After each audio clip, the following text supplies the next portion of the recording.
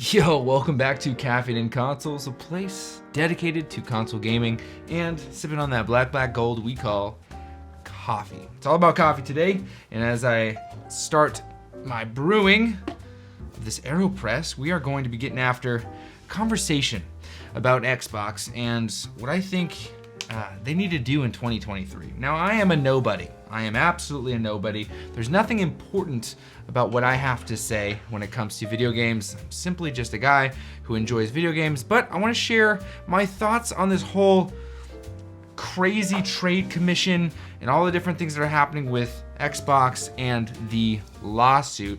But really, the more important thing is, what does Xbox need to do in 2023 to really deliver a great experience?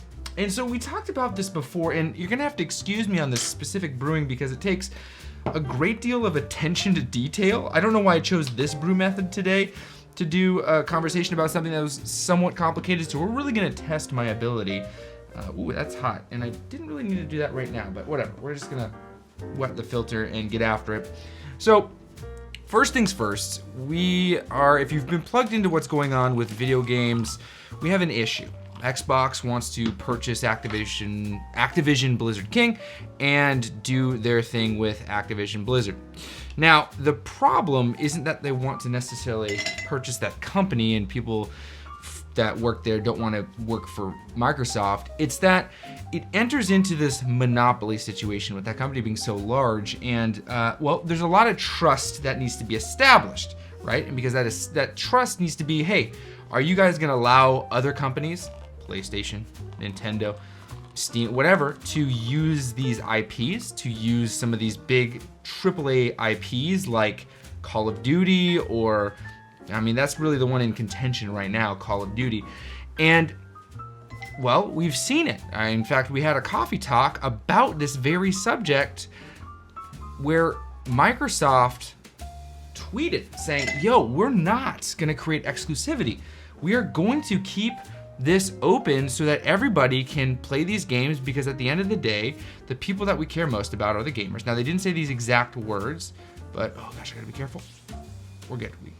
It's sealed. It's sealed. Another 2 minutes, we'll be able to press it out. But we care about the gamer, at least that's what it looks like. And in caring about the gamer, we want to make sure that they can play any way possible. So whether it's going to be on Nintendo, which they just tweeted that they're going to be releasing, or partnering with Nintendo to bring Call of Duty to Nintendo, or Steam for that matter.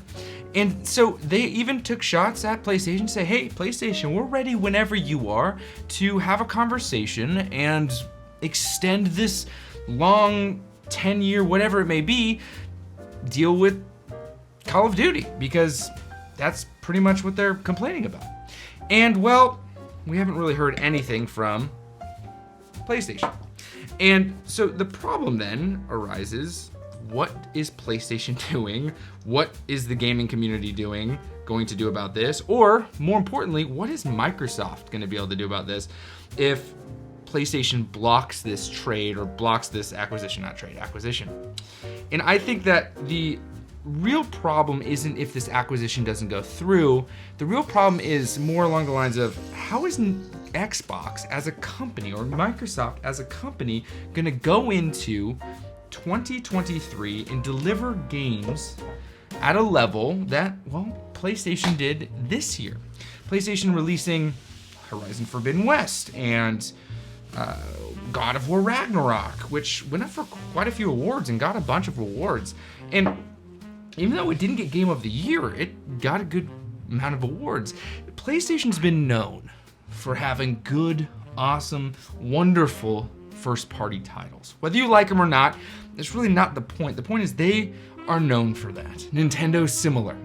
First-party titles. If you're into Mario, awesome. I'm into Mario. Oh, you just take a second. I didn't take a sip. Son of a gun, that's delicious. That's freaking delicious. Awesome. Well, play. There we go. So they're known for having these first-party titles. And so we're sitting here going, Xbox, the first-party title game is a little weak. And this acquisition of Activision Blizzard, though it's one that could bring the exclusivity to you, you're saying we're not going to be exclusive. They have Starfield coming out, they have Redfall coming out, they have some games coming out next year, but what does Xbox do? And I think, honestly, I think they double, triple down on the idea that they are the not pioneers, but they are the driving force of community. They are the company that wants to bring gamers together. They are the ones who want to deliver the most gaming experiences across the most platforms, allowing for Nintendo or PlayStation to utilize Game Pass and allow for that kind of experience to be passed on through different consoles. And even on Steam, allowing for, PC has their own, or they have their own Game Pass on there, so that's its own thing. I think that this is Microsoft's play, and I was alluding to this at the end of the last coffee talk, but I really think that if Microsoft leans into this, this is their zone. This is what they've been able to do so far.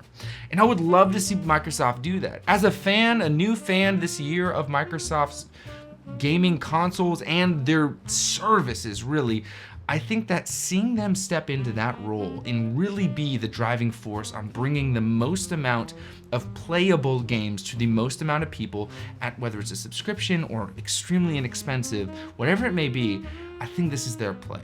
Because they're not gonna catch Nintendo when it comes to exclusive titles. You just can't beat Mario or Zelda. And they're not gonna catch PlayStation when it comes to exclusive titles because God of War, Horizon Forbidden West, and some of these other games, you can't touch them. So, at the end of the day, Microsoft, you guys got the most bang for your buck. So keep taking those shots, baby. I love it.